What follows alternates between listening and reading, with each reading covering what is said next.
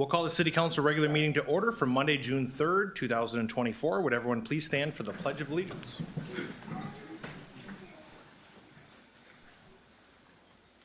I pledge allegiance to the flag of the United States of America and to the republic for which it stands, one nation, under God, indivisible, with liberty and justice for all. Call the roll, please. Mayor Hoyt. Here. Councilmember BERNHJELM. Here. Councilmember Lean. Here. Councilmember Wilson. Here. All right. Any changes to the agenda? Leah, Nick? No. Holly? No. Steve? None. I have two Lynn? requested changes. I would like to remove under the consent agenda 7.13, the amendment to Criminal Justice Network Joint Powers Agreement, and bring that back at another meeting. Okay. And the next request is to add item 12.1, resolution 2024-50, revising precinct boundary, reestablishing existing precinct boundaries, and establishing polling locations. This is an addition. We did add it online today on our online packet, and each of you have a printed copy in front of you. Thank you, ma'am. Any other changes from Shirley or the team? Okay, we look for a motion to approve the agenda, removing item 7 TAC 1.3 from the consent agenda and the addition of 12 TAC 1 to new business. Motion to approve. Second. Motion by Holly, second by Steve. All in favor, say aye. Aye. All right, moving on. We are to item 5.1 under announcements and commendations, which is the appointment of Katie BERNHJELM as city council member and the oath of office. Shirley. I'm Or Lynn. going to start this out and welcome Katie to the meeting today. And with the resignation of Councilmember Katie Porter on May 6, 2024, a vacancy was created on the City Council. A special work session was held on May 20th to discuss the vacancy. City Council directed staff to move forward with an appointment for Katie BERNHJELM to fill the remainder of the term of the seat ending December 31st, 2024 at this end of the year. Upon council approval tonight, appointing Katie BERNHJELM as city council member, the city clerk will provide an oath of office, and Katie BERNHJELM will take her seat at city council dais as council member effective June 3rd, 2024. Awesome. Real quick, before I seek a motion to appoint Katie back to city council, when we went through work session, in our most recent work session, we talked about this. And we talked about what the available options were to both the council and basically to our residents and for their representation. City charter states that the position shall be filled. It did not further define how that position shall be filled, but that it shall be filled. And we looked at and talked about the option of going out as we had previously for appointments, seeking an application process. You have time to notice. You have the duration of the notice. You have time to interview. Given that amount of time frame based on how we've done it in the past, we believe that to best represent the businesses and the residents of Farmington, that we should look at different options. Coincidentally, the most recent serving council member had reached out and said, hey, I'd like to fill in and help out if y'all need it, and just know that I'm here. And so we put it in front of the body, we talked about it as a council, and ultimately the recommendation was made to come forward. And so with that, I would look for a motion to appoint Katie BERNHJELM as city council member to fill the vacancy for the remainder of the term beginning June 3rd, 2024 and ending December 31st, 2024. I will make a motion to appoint Katie BERNHJELM to fill our vacancy. Oh, second. Second by Nick. Call the roll, please. Councilmember BERNHJELM. Yes. Councilmember Lean. Yes. Councilmember Wilson. Yes. Mayor Hoyt. Yes. At this time, we will do the oath of office. Please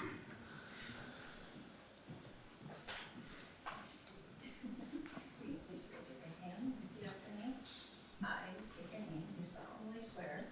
I, Katie BERNHJELM, do solemnly swear that I will support the Constitution of the United States and the Constitution of the State of Minnesota, and that I will support the Constitution of the United States and the Constitution of the State of Minnesota, and that I will faithfully and impartially discharge the duties of council member in accordance with the law and to the best of my judgment and ability.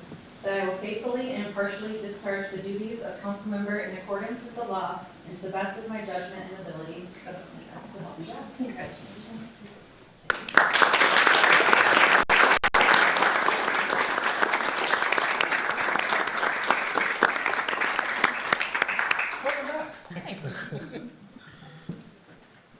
Feel free if you want to say a few words. You certainly can. No, I appreciate the opportunity to serve the city of Farmington again. As I think I said to the mayor when I reached out, I feel like once you're a council member, you always represent this city in some capacity. And so happy to fill in for a short term. I will not be signing up for another 4 years, but you have me for a few more months. So happy to help out. Well, we appreciate it and welcome again. And thanks to Will, because, you know, it takes a village. All right, moving on, we'll go to item 5, TAC 2, which is the swearing in of fire chief and our fire marshal. Lynn. All right, thank you, Mayor and Council. Chief Matt Price will be swearing in Matt Brown, but I'll take the chief. So, good evening, and tonight we gather to mark a significant milestone for the Farmington Fire Department and our community as a whole. We are here to swear in our new fire chief, Matt Price. The role of fire chief is one of immense responsibilities, dedication, and service. It requires not only deep understanding of the fire service, but also a strong commitment to the well-being of our community. Chief Price, your leadership will be instrumental in guiding our fire department forward. Your vision for the future, coupled with your experience and dedication, ensures that the fire department will continue to provide the highest level of service to our community. As we administer the oath today, we not only recognize your accomplishments, but also the trust and confidence we place in your leadership.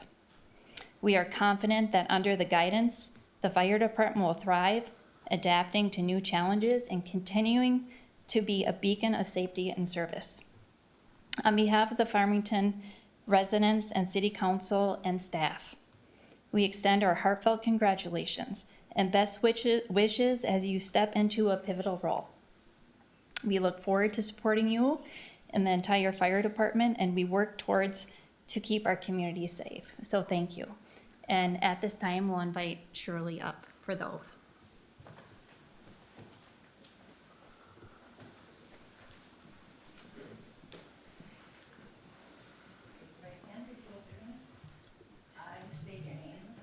Chief of the Farmington Fire Rescue Department. I, Matthew Price, as the Fire Chief of the Farmington Fire Rescue Department.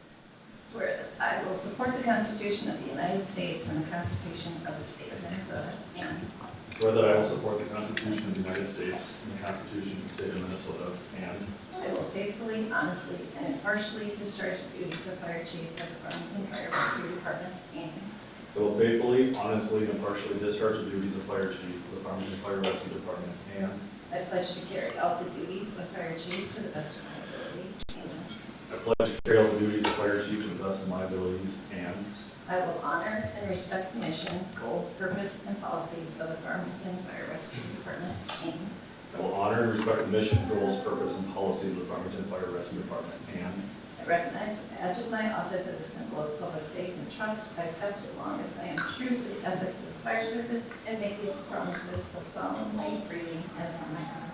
I recognize the badge of my office as a symbol of public faith and trust. I accept so long as I am true to the ethics of the fire service and make these promises so solemnly, freely, and upon my honor. So, So help me God.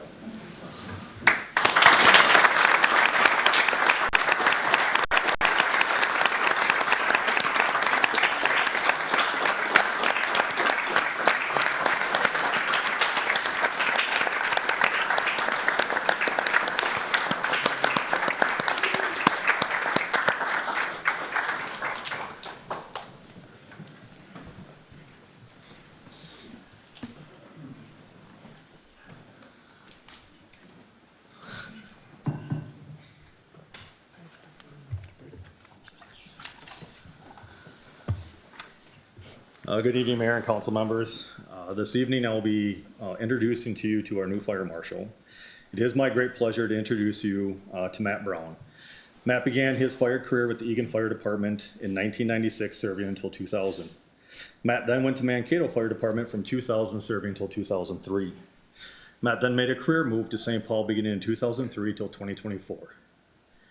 Over Matt's fire service, he has achieved many accomplishments and successes serving his community.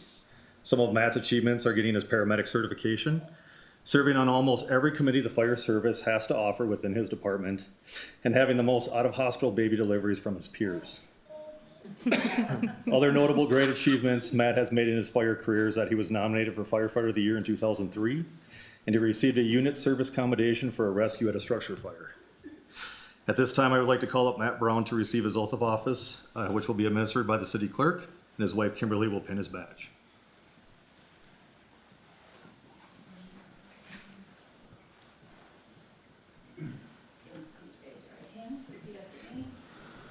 State your name as the Fire Marshal of the Farmington Fire Rescue Department. I, Matthew Brown, as the Fire Marshal of the Farmington Fire Rescue Department, Swear that I will support the Constitution of the United States and the Constitution of the State of Minnesota, and swear that I will support the Constitution of the United States and the Constitution of the State of Minnesota, and I will faithfully, honestly, and impartially discharge the duties of Fire Marshal for the Farmington Fire Rescue Department.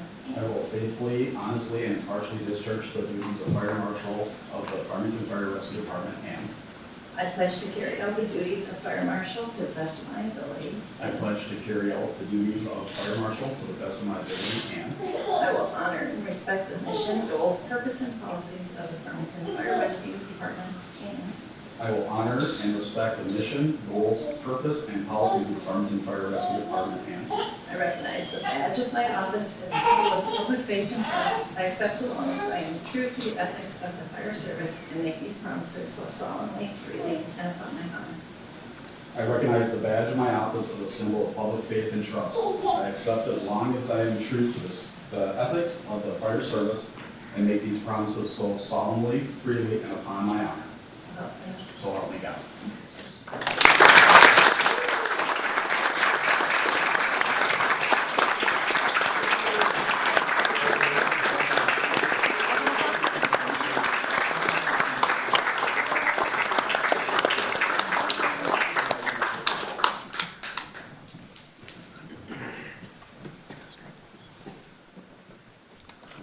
So now we're gonna pin Yep. the chief, the fire chief, and Nikki Sickman. Please help us pin the chief.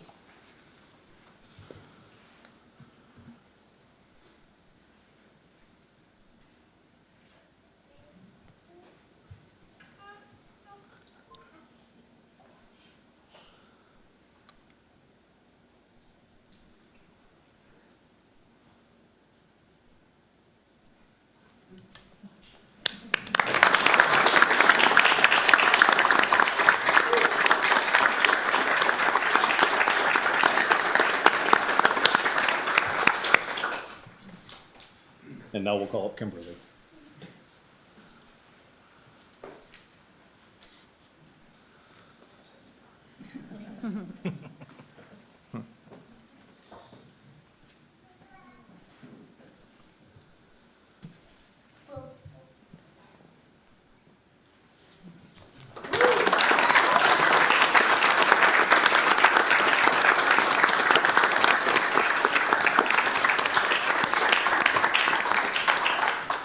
And as always, we have cake and ice cream at the station.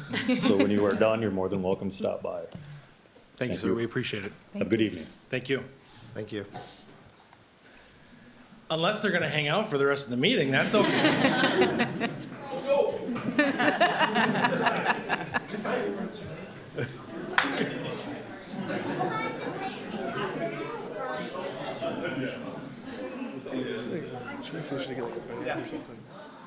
Congrats, Chief. Thank you. Get your hands real quick. It's gonna pour water into your mouth. I've already figured that. There'll only be a few left. It happens every time.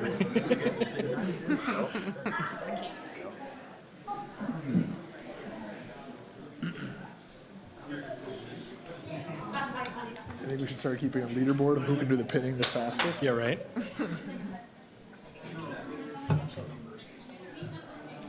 All right, we'll just give them another second here as they all usher out. It's weird being on this side of you. I I was thinking about that. Like, actually, Shirley asked me if we wanted to shuffle it all. All right, moving on. The next item of our agenda is item 6, which is citizen comments. We do have 2 public hearings that are on the agenda tonight. So for a matter of those watching or recording to catch that time or the comment relative to the public hearing with the agenda item, if you're here to comment on the public hearing, I would just ask that you wait till the public hearing opens. Otherwise, if there's any other items not on the agenda that we want to discuss. All right, seeing none, we'll move on to item 7, which is the consent agenda. I would seek a motion to approve the consent agenda as amended with the removal of 7-TAC-13. Motion to approve. Second. Motion by Steve, second by Katie. All in favor, say aye. Aye. Aye. All right, swiftly moving on here. The next item on our agenda is a public hearing item. So at this time, I'd like to go ahead and open the public hearing for item 8-TAC-1, which is the resolution 2024-45 approving the tax abatement and authorizing the issuance of tax abatement bonds. And Lynn is going to take this. We're going to welcome Jess Green from Northland Securities, and she is going to cover the item for us tonight. Thank you. Mayor, Council, good evening. Welcome. Mayor, as you just mentioned, you have 2 public hearings that are scheduled this evening, one for the consideration of tax abatement and then one for the consideration of a 5-year street reconstruction plan. Both of these hearings are meant to facilitate the issuance of bonds. So in your packet, you do have a nice staff report that goes along with the hearing, and then you have a finance plan that we've prepared for you related to the issuance of bonds. So if it's okay with the council, what I'll plan to do is just kind of touch on some of that high-level detail for the bond issuance, just because it gives some context to why we're holding the hearings in the first place. So what we have currently planned for the bond sale is a par amount on a preliminary basis, $3,360,000 general obligation bonds. This will be considered Series 2024A for the county, for the city. And we have an executive summary that is found on page 1 of your plan. It is actually page 3, but listed as page 1. And this just gives the high-level detail associated with the bond issuance.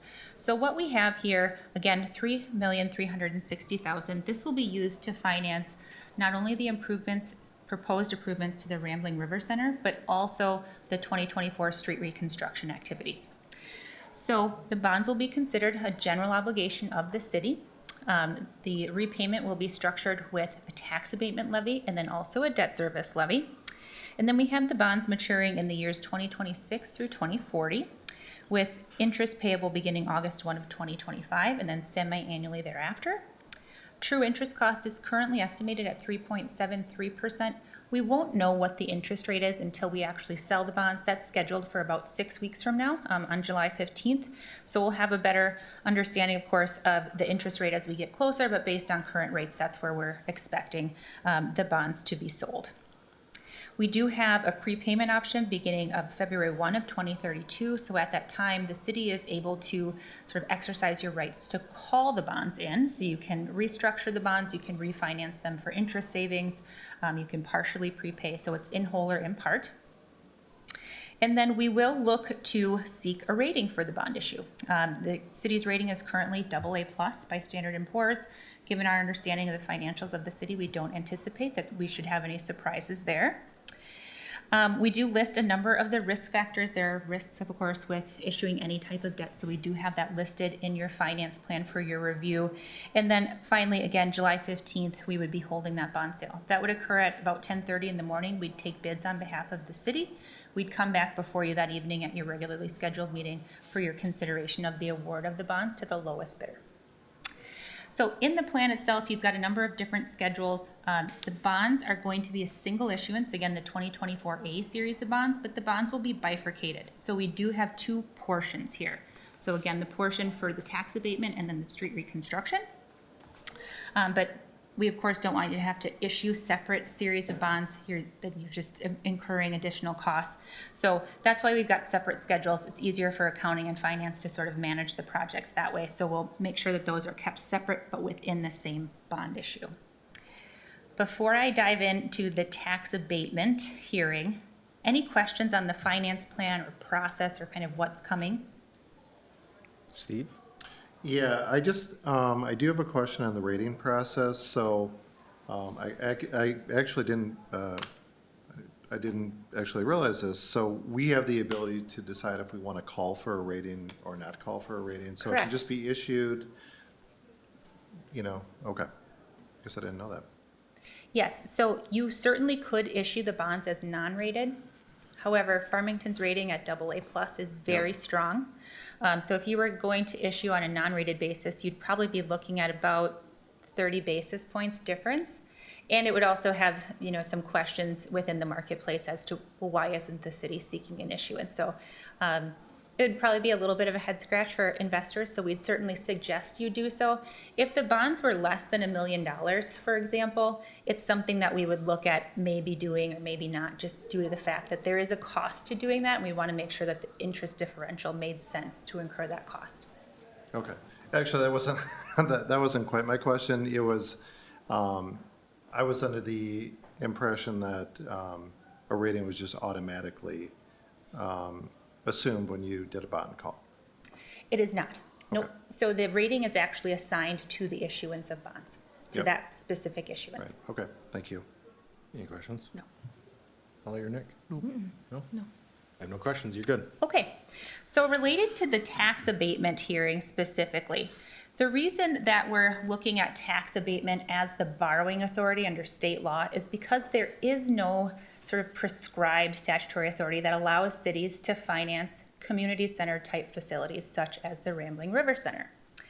There are other certain borrowing authorities that have clear defined purposes, such as street reconstruction bonds, which is what you'll hear about in the next hearing.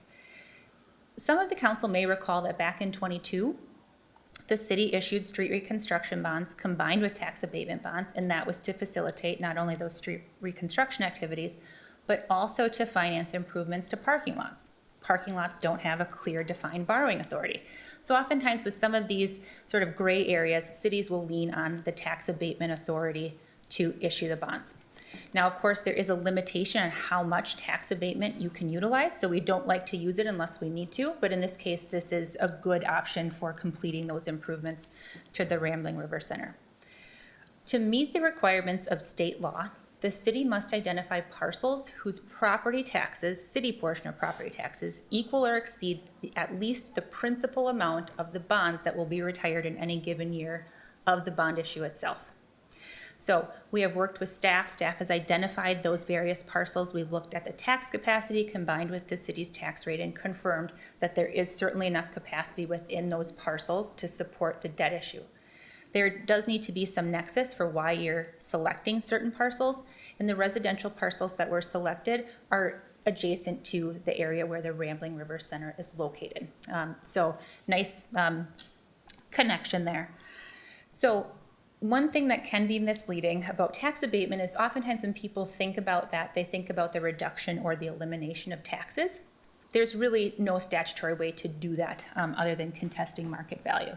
In this case, it's really meant to provide a calculation for the city to say we've done the exercise of making sure that we have enough tax capacity and therefore city property taxes to support this particular project and this bond issue. There are no notices that are provided specifically to those property owners. Of course, those parcel IDs are published in that hearing notice. There's nothing that those property owners are going to see differently on their tax statements. The abatement levy is spread just as any other sort of tax levy, whether that's a debt service levy, your operating levy, so taxed at all taxable property within the city. With that, I will conclude my comments on tax abatement, but I am happy to take any questions. Thank you, ma'am. I appreciate it. Any other questions for us, Steve? None. Katie? Nope. Holly or Nick? I just want to say that makes actually a lot more sense than it made in 2022. So thank you for the explanation on that. I understand that now. All right. It is a public hearing, so if anyone in attendance has any questions or comments? Are you sure, Judson? He was thinking about it. All right. Seeing none, we'll go ahead and we'll close the public hearing at this time. Is there any other discussion on the matter? All right, seeing none then, I would look for a motion to adopt Resolution 2024-45 relating to a tax abatement, granting the abatement and authorizing the issuance of tax abatement bonds. Motion to adopt. Motion by Holly, Second. second by Katie. Call the roll, please. Councilmember Lean. Yes. Councilmember Wilson. Yes. Mayor Hoyt. Yes. Councilmember Burnett. Yes. Councilmember BERNHJELM. Yes. All right. Moving on, next item on the agenda is 8-2. Again, this is a public hearing, so we'll go ahead and open the public hearing for the Resolution 2024-48, approving the 5-year street reconstruction plan and authorizing the issuance of general obligation bonds. John? Thank you, Mayor. Please give me a moment. It logged out, so I need to go back. No in worries. and bring it up, so. You're good. We'll give Judson some more time to decide if he wants to ask a question on the next one.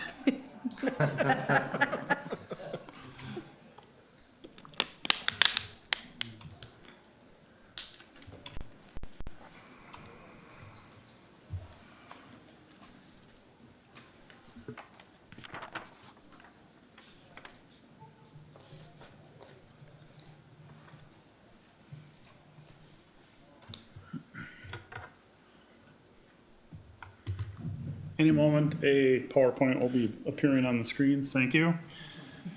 Thank you for the opportunity to talk more about our street reconstruction plan for the next 5 years, in this case specifically related to the issuance of bonds. So the background, we have a lot of discussions about our pavement management program. So staff's recommending bonds be issued to partially fund street reconstruction projects over the next 5 years. The other funding sources, sewer, water, storm sewer components of the reconstruction. Issuance of these bonds requires a public hearing on the 5-year street reconstruction plan, and after the hearing, you'll be asked to consider Resolution 2024-48, approving the 5-year plan and authorizing issuance of the bonds. So last year, the condition of all city bituminous street pavement was rated on a scale of 0 to 100, 0 being the worst, 100 being the best. This year and in subsequent years, we'll be re-rating 1/3 of the pavement throughout the city. So none of the data we're using to base decisions on is more than 3 years old. That's the intent of that effort. This does not include state and county roadway pavement. So based heavily on the PCI, but also after considering other factors, a 5-year reconstruction plan was prepared. This is reviewed and adjusted each year as needed based on the latest PCI. So this is not something that's static, it's updated annually. So this year's project we've talked about quite a bit recently, 2024 street improvements. And I will not necessarily read off the street names, but I will show you there's a graphic after each roadway. So you've seen this before. Bless you, 6th Street and Maple Street. A quick update on the project. All the trees have been removed. Tomorrow morning, the milling machine should be in. They'll start reclamation of the pavement. And we've already had a neighborhood meeting with the contractor and the residents to talk about coordination issues. The 2025 street improvements are just south of there, including work on Sunnyside, Fairview Lane, Centennial Drive, Centennial Court, and Sunnyside Circle. This is the 2025 street improvement project area. And I would stress that, these projects might change slightly from year to year, but the basic project area is the same based on the PCI. In fact, the use of having a 5-year plan was highlighted today when I got a call about some curb on one of the roadways in the 2025 project area, and they asked, hey, could you come out and replace it? It's not draining properly. I said, that's in the 2025 project area, so we'll be replacing it completely next year. Okay, thank you very much. We also have municipal state aid improvements which are not related to the bonds, but I do mention those as part of our 5-year reconstruction plan. Spruce Street from Duchesne Parkway to 500 feet west is proposed as a municipal state aid improvement. And a study of Flagstaff Avenue from County Road 50 to the North City limit is also included as a state aid improvement. As a state aid city, we do get a maintenance allotment every year, which goes into the general fund and helps defer street maintenance costs. But we also get a construction allocation which for us is over $800,000 per year, and we can accumulate those funds to do larger projects. So those MSA street reconstruction funds are what's used to pay for these improvements. And so there's the improvement, Duchesne and Spruce on the left, and Flagstaff on the right. On to the 2026 street improvements. 2nd Street and Honeysuckle Lane, west of this year's project area, shown graphically here. Basically from Ash Street up to Spruce, and then Honeysuckle Lane, where it intersects 2nd and down to Ash Street. We also have municipal state aid improvements in 2026. Willow Street from 5th to 8th Street.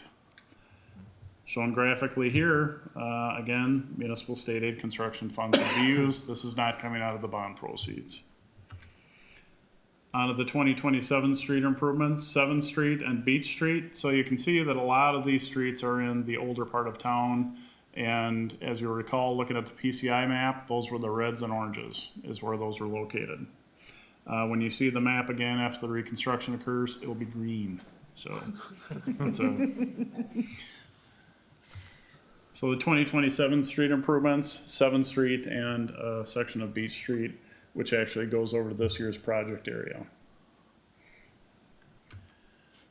And municipal state aid improvements, 1st Street from Spruce Street to municipal state aid project in 2027. And the roadways themselves, the municipal state aid roadways are generally heavier used, wider roadways. So from a resident standpoint, they don't necessarily know sometimes if it's state, county, city, or city state aid.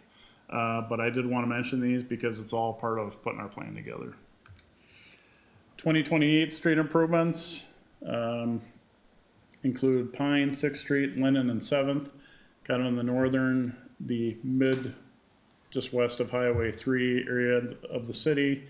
Then we also have 2 studies proposed as part of the 2028 street improvements, the 9th Street Backage Road and the Carver Lane Backage Road. These are, at this point, lower priority, but we include them in the CIP and as part of the street improvement because we do need to do those studies at some point. We've made commitments in the past to look at those options for roadway connections. So there's the 2028 street improvements, one of the few non-contiguous projects that we have coming up in the next few years. And then the study areas shown on the left, 9th, and on the right, Carver Lane. The left is general and it's a rectangle because we're not sure where that road might go. On the right, we're a little more specific because we actually have right-of-way in those areas. So the requested action is to hold the public hearing, take input, and then adopt resolution 2024-48. With that, I'd be happy to respond to any questions. Thank you, sir. Nick, any questions? I had one, I guess. I'm struggling to remember my roads here, but what's the one that goes between the Kemp's facility and the warehouse? Is that in any of these plans? Between the Kemp's facility and the warehouse? The 9th Street Backage Road is what runs behind. That's behind Tamarack, that area, behind Holiday. Not behind Tamarack. No, so between the actual creamery and their warehouse, that they have a truck running back and forth basically all day. Kind of curious if that's not included in any of these projects. Willow. Okay. All right, then I will withdraw questions on that. But no, this is, I love this. I love how scientific this has gotten. It's procedural, and yet you have, like you said, everything is red and we're going green. So it's nice to not have to sit and question why. We just know why. So I really appreciate all the hard work. Holly? Just love having a plan, John. Okay. I couldn't agree more. This is one of those projects that I felt like was constantly kicked down the road, and to see this work get started it's awesome. It goes a long way, I think, for residents to clean these up. I mean, this is great, John. You know, when you brought the idea to council, I think it was in a work session, you know, hey, I want to do this. We want to kind of lay out a game plan for the roads throughout the community. We're going to update it every 3 years. And then the output is, you know, a 5-year plan, which we'll see a new 5-year plan next year and subsequent. it helps out current council, it helps out future councils. It's just great work. Thank you. Thank you. Data-driven decision-making, and I love it. The PCI doing the streets, third, that way we get the entire community done every 3 years. The trails being done every other year, so we're, again, in 2-year intervals. Having that data come in allows us to do this. And most importantly for the residents and for businesses to see this, that when we're able to look at arguably beyond public safety, what is one of the largest expenditures annually is our street reconstruction and maintenance. If we get a plan for this, we can better budget in all the other areas. It's no longer like kind of how we battled for years. It's back and forth. It's like, well, which one's the priority?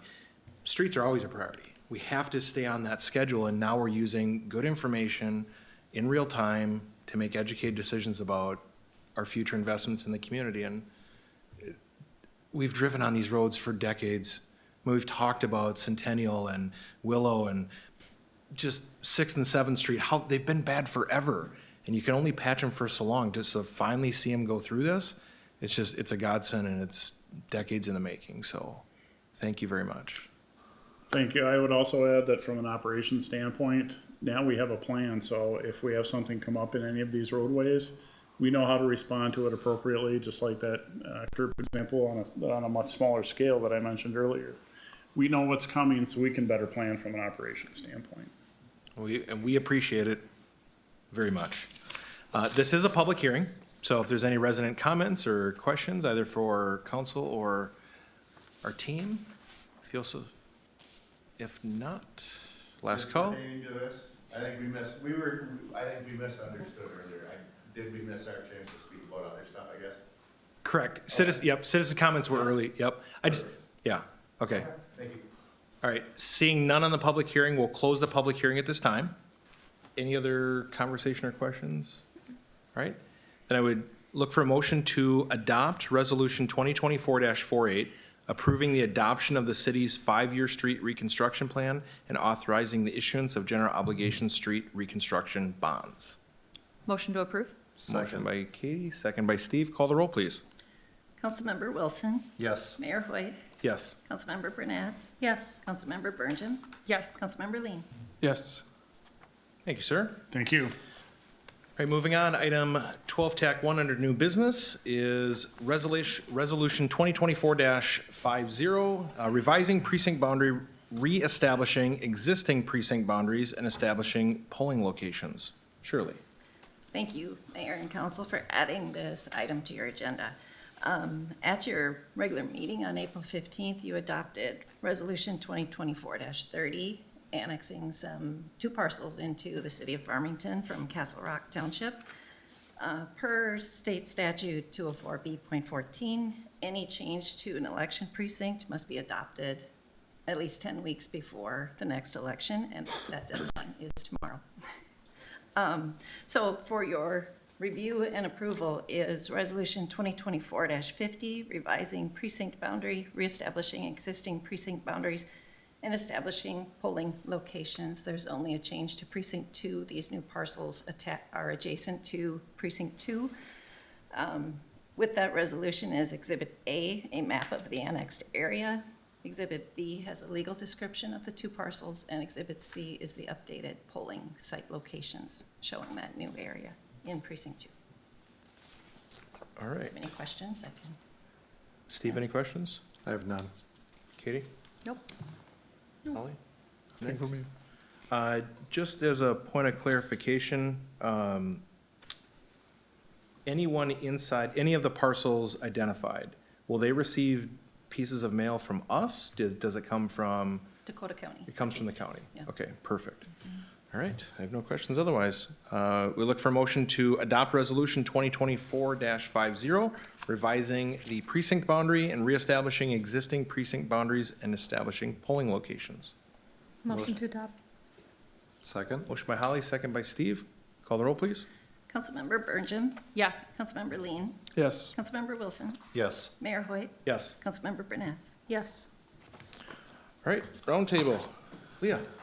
Great. First of all, welcome back, Councilmember BERNHJELM. It's good to see you.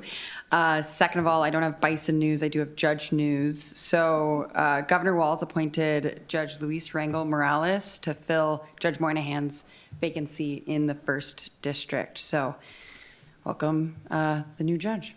That's all. Thank you. Nick? Congratulations to our fire chief and our fire marshal. It's very exciting. And then welcome back, Katie. I guess I can't say, I don't know what's going to come in the next 9 months, but thank you for being willing to step forward again and make this very easy for us. It does more of a favor than I think people are going to realize on just how much it reduces the complexity of what we have to do here in the next year. So appreciate it and welcome back. It's going to sound a lot like a broken record. A great night, obviously, for our new fire chief and fire marshal. And yeah, I am excited to serve with you. Our paths have not crossed in this capacity, so thank you so much, because I know once you've stepped away, the call to step back takes a lot of internal conversation and a lot of, family finagling, and as the mayor alluded to, it takes a village. So to your whole family, for the gift that you're giving us to step in and serve in this capacity, we're very grateful. Happy to be back. I will echo thanking my husband especially for allowing me to do this for the next 7 months. It does take a time commitment on his part to commit to children when I'm here, so I appreciate that. But no, I'm thrilled to be back. A little bit, and feels like I never left in some ways, and trying to pick up where I left off. So, but happy to serve. Steve? Yeah, actually, you made the comment, Nick, you added 2 months onto a term. I was going to say it was 7 months, so happy to have you for 7 months, and welcome back. My math is I know.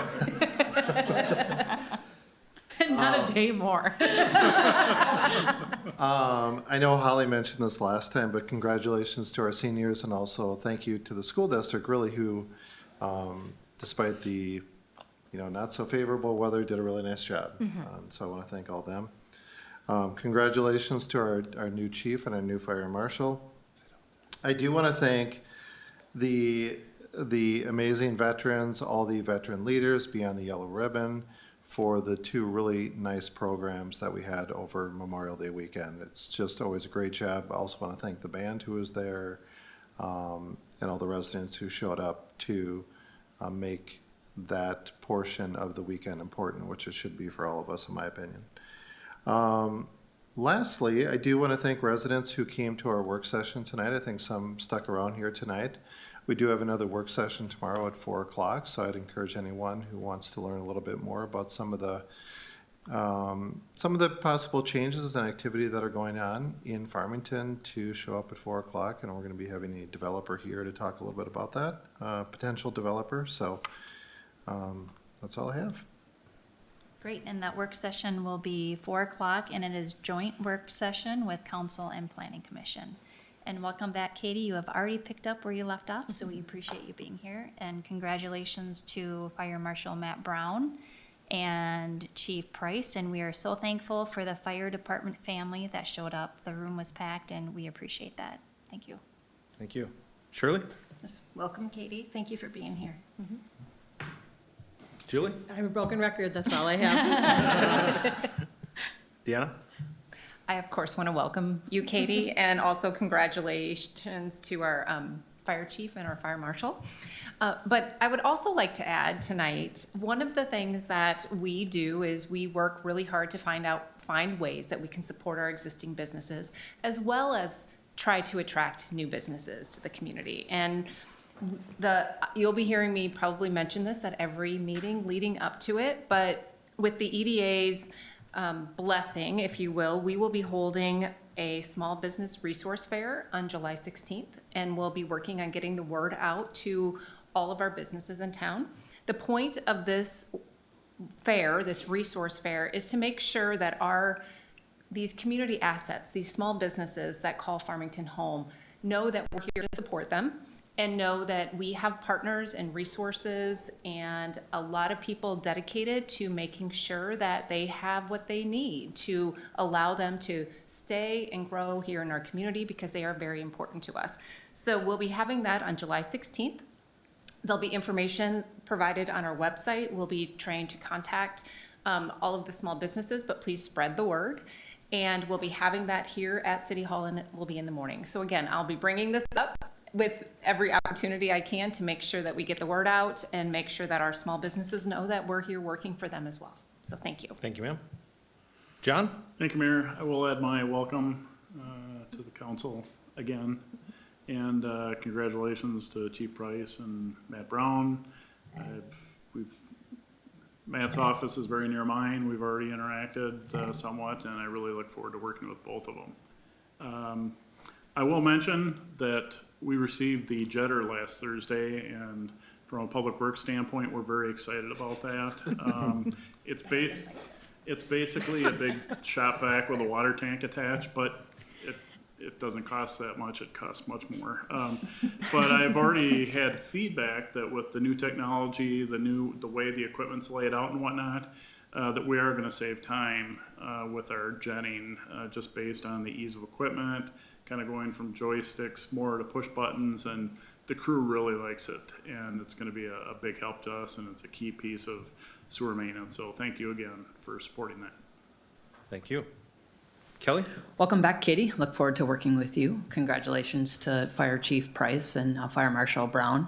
I want to thank a couple Rambling River Center board or members who made very generous donations to the Rambling River Center. Marlene Swantek and Nancy Bowen, thank you so much for your ongoing support of the Rambling River Center. Summer programs start in 2 weeks. Do run 3 weeks away. Not too late to register, so sign up online at farmingtonmn.gov, and we'll see you this summer. Thanks. Thank you, ma'am. Chief? Well, one more time, welcome back. Also, congrats to Chief Price and Fire Marshal Brown. I think the fire department's on really solid footing moving forward with those two. And I don't really have much myself to add other than vote Chief Rutherford with your coins and bills for Kiss the Pig. Are you 0 for 2 in Kiss the Pig? I'm only 0 for 1. 0 for 1? 0 for 1. Cordis is back there. I remember that. I think he's 0 for 2. You're 0 for 2. All right. Well, make sure you put it in his bucket, right? No, all good. The last one, welcome back. Kind of like Nick was saying, I understand both sides of how the whole thing happened, right? Like, residents always want an answer to everything, and sometimes there's a play on the field that has to be called, and you reached out and said, hey, would you consider? And we said yes. And how quick you're going to be able to just get right in. I'm sure you've already been catching up. If you even were completely hands off, knowing how you operate, you have gotten back in and gotten yourself up to speed. And I will just have to say, you're going to really enjoy serving the next 6 months. I mean, I've already promised everybody a grocery store, so we got a lot of work. Oh, good. All right. It's as hey, no, I won't say that. I was gonna say no. I'm fighting the urge to say it right now. The amount of self-restraint that took is unbelievable. But no, seriously, welcome back. The community is better with 5 voices than it is 4, and there's a lot of work to do. And so thank you very much for raising your hand. Congrats to both Matts. That's a huge. It is significant for our department. It is significant for our department to have Matt's leadership, to have a plan moving forward, and to have the team behind him, and what that ultimately means to our residents, and the ability for the department to serve at the highest possible level. So it is a great day for the fire department. It's that time of the year where we're sprinting. I mean, we were just talking about, we might have to salt and plow again. And it's graduation. We're going to sprint to due days. It'll be the 4th. Next thing you know, the county fair is going to be on us, and we'll be talking about Labor Day and back into school. It's going to happen fast. So with that, follow the social pages, check the calendar, stay on top of all the community events, because we try to get as much of them out there as possible, but there are so many things happening in the community that aren't always on the city's publications. But just get involved with the community, whether it's volunteering or being a patron for the events. Support Farmington in every possible way that you can, because that's what makes it the greatest community to live in. With that, look for motion to adjourn. Motion to adjourn. Motion by Katie, second by Nick. All in favor, say aye. Aye. We're adjourned at 7:49.